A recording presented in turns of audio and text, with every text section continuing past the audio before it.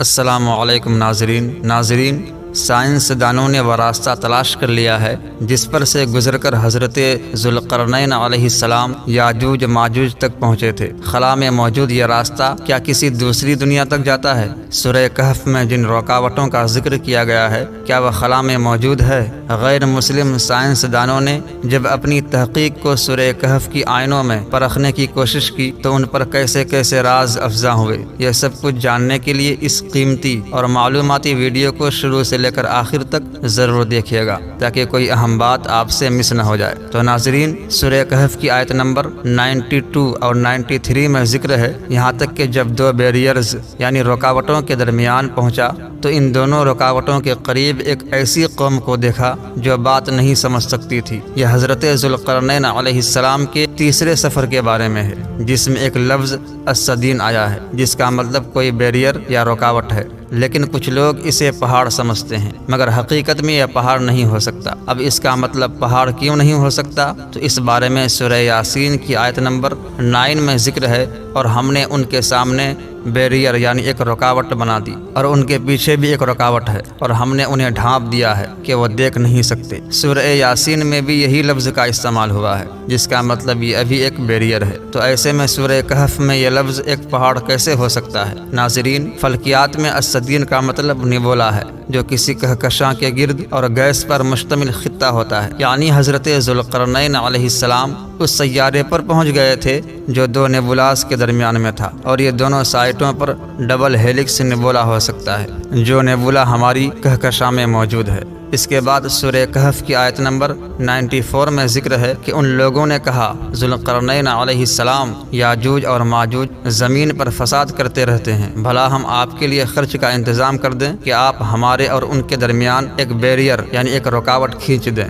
دوستو، اس آیت میں ایک بار السدین کا لفظ آیا ہے۔ اس سیارے کے لوگوں نے حضرت ذوالقرنین علیہ السلام کو یاجوج ماجوج سے بچانے کے لیے ایک بیریئر بنانے کا کہا تھا، اور یہ سب کسی اور سیارے میں ہونے کا واضح ثبوت اس آیت میں الارض لفظ بھی ہے جس کا مطلب زمین ہے، لیکن کئی اسلامی اسکالر کے مطابق الارض کو پوری کائنات میں کسی بھی جگہ کے لیے استعمال کیا جا سکتا ہے، یعنی یہ صرف ہماری زمین کے لیے ہی نہیں ہے۔ اس سے آگے آیت نمبر 96 میں ہے کہ مجھے لوہے کے تختے لا دو، یہاں تک کہ جب دونوں سروں کے بیچ کو برابر کر دیا تو کہا گیا کہ دھن کو، یہاں تک کہ جب اسے آگ کر دیا تو کہا گیا کہ میرے پاس تانبا لاؤ، کہا کہ اس پر ڈال دو۔ ناظرین، اس آیت میں ذکر ہے کہ وہ بیریئر کس طرح بنا تھا، لیکن یہ بیریئر زمین پر کسی دیوار کی طرح نہیں ہو سکتا۔ بہت سے اسکالرز کا یہ ماننا ہے کہ اس دور میں جدید ٹیکنالوجی بھی نہیں تھی، تو ایسے میں کوئی اندیکھی دیوار یا بیریئر بنانا ممکن نہیں تھا، لیکن حضرت ذوالقرنین علیہ السلام کا وہ دیوار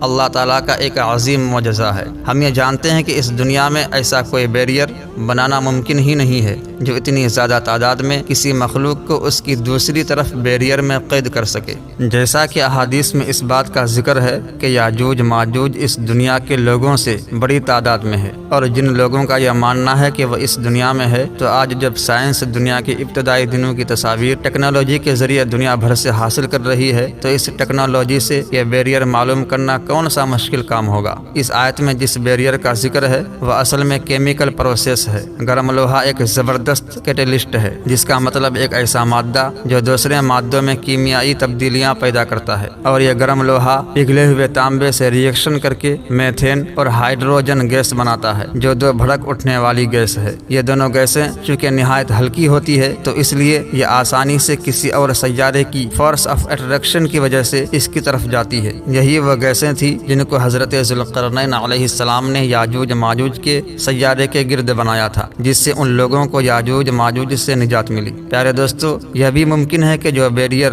یاجوج ماجوج کے لیے بنایا گیا ہے اس سے یاجوج ماجوج ستاروں کی روشنی کو نہیں دیکھ سکتے۔ اس کے بارے میں اس حدیث پاک میں وضاحت موجود ہے کہ حضرت ابو ہریرہ رضی اللہ عنہ بیان کرتے ہیں کہ نبی کریم صلی اللہ علیہ وسلم نے فرمایا کہ بے شک یاجوج ماجوج اسے روزانہ کھولتے ہیں، یہاں تک کہ جب وہ اس سوراخ سے سورج کی شعاعیں دیکھتے ہیں تو ان کا سردار کہتا ہے کہ واپس چلو، باقی کل کھودیں گے۔ تو اللہ اللہ تعالیٰ اسے پہلی حالت سے بھی سخت کر دیتا ہے، حتیٰ کہ جب ان کی مدت پوری ہو جائے گی۔ یہ حدیث پاک اس بات کو تقویت دیتی ہے کہ وہ بیریئر گیسوں سے بنا ہوا ہے، کیونکہ کوئی کنکریٹ یا لوہے کی دیوار سورج کی روشنی کو نہیں روک سکتی، اور نہ ہی اتنی تعداد میں یاجوج ماجوج کو روک سکتی ہے۔ اب ہماری زمین دن بدن یاجوج ماجوج کے سیارے کی طرف بڑھ رہی ہے، جن کا اگلا ٹارگیٹ ہمارا سیارہ یعنی زمین ہوگا، اور جب اللہ تعالیٰ کی مرضی ہوگی تو اس بیریئر سے باہر آ کر اس دنیا میں تباہی مچا دے گی۔ آخر میں ان حدیث پاک کا ذکر کرتے ہیں جو اس بات کو تقویت دیتی ہے کہ یاجوج ماجوج کسی اور سیارے پر موجود ہے۔ تو ناظرین، طبرانی میں ہے کہ حضور اکرم صلی اللہ علیہ وسلم فرماتے ہیں کہ یاجوج ماجوج حضرت آدم علیہ السلام کی نسل سے ہے، اگر وہ چھوڑ دیے جائیں تو دنیا کی معاش میں فساد ڈال دے،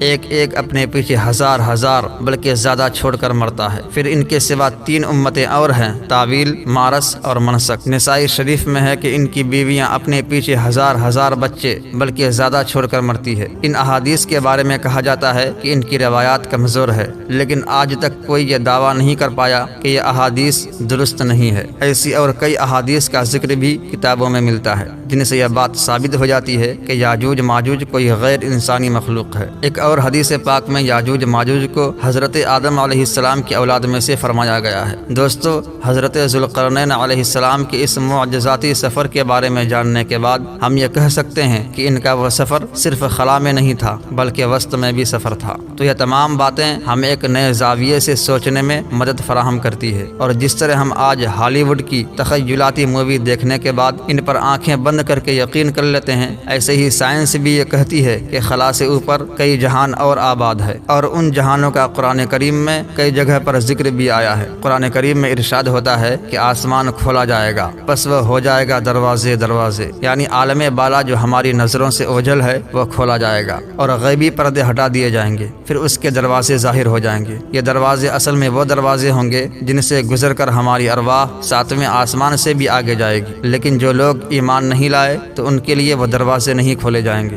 ایک اور مقام پر ارشاد ہوا کہ وہی تو ہے جس نے آسمان سے پانی برسایا، جس سے تم خود بھی سیراب ہوتے ہو اور تمہارے جانوروں کے لیے بھی چارہ پیدا ہوتا ہے، اور اسی سے تمہارے لیے کھیتی اگاتا ہے، اور زمین اور کھجور اور انگور اور ہر طرح کے پھل۔ بے شک اس میں غور و فکر کرنے والوں کے لیے اللہ تعالیٰ کی قدرت کی بڑی نشانیاں ہیں۔ تو دوستو، یہ تھی ہماری آج کی ویڈیو۔ ہم امید کرتے ہیں کہ آپ کو ہماری آج کی یہ ویڈیو ضرور پسند آئی ہوگی۔ اگر آپ کو ہماری آج کی یہ ویڈیو پسند آئی ہے تو ہم آپ سے گزارش کرتے ہیں کہ آپ ہمارے چینل کو ضرور سبسکرائب کر لیں، اور ساتھ ہی لگے بیل کے بٹن کو بھی پریس کر لیں تاکہ آپ کے پاس فیوچر میں ہماری اپلوڈ ہونے والی مزید معلوماتی اور اسلامک ویڈیوز کا نوٹیفیکیشن بر وقت ملتا رہے۔ سبسکرائب کے ساتھ ساتھ ہماری ویڈیوز کو لائک بھی کریں، شیئر بھی کریں، اور اپنی قیمتی رائے کا اظہار کمنٹ میں ضرور کریں۔ کمنٹس میں آپ اپنے سوالات بھی ہم تک پہنچا سکتے ہیں۔ اب ہم آپ سے اجازت چاہتے ہیں۔ اللہ پاک کی بارگاہ میں دعا ہے کہ اللہ پاک آپ کو اپنے حفظ و امان میں رکھے، آمین۔